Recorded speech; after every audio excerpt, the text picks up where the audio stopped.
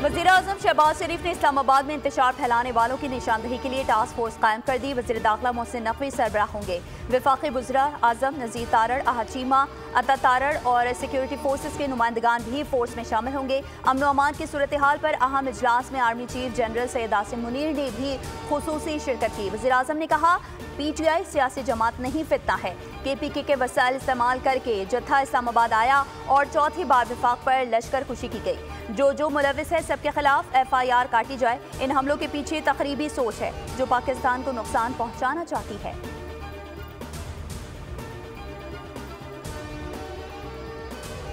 पाकिस्तान में हवाबाजी के शोबे के लिए खुशखबरी। पाकिस्तानी एयरलाइंस पर पाबंदी का खात्मा। PIA और एयर ब्लू को थर्ड कंट्री ऑपरेशन की इजाजत मिल गई। वजीर दिफा ख्वाजा मोहम्मद आसिफ की बोल न्यूज से गुफ्तगू। कहा, यूरोपीय कमीशन ने PIA की यूरोप के लिए परवाजों पर पाबंदी खत्म कर दी। एयर ब्लू लिमिटेड को भी इजाजत मिल गई। ये कामयाबी वजारत हवाबाजी की मुकम्मल तवज्जो के बायस मुमकिन हुई।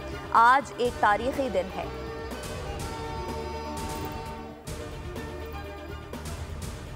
और पाकिस्तान पीपल्स पार्टी गवर्नर राज और किसी पार्टी पर पाबंदी के हक में नहीं। पीपल्स पार्टी किसी पार्टी पर पाबंदी की हिमायत नहीं करेगी।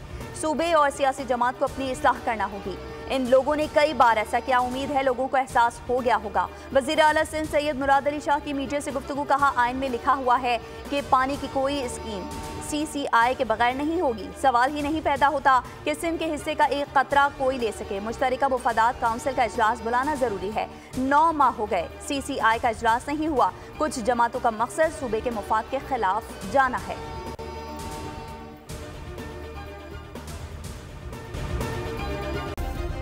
सब्सक्राइब करें और बेल दबाएं ताकि कोई खबर रह न जाए।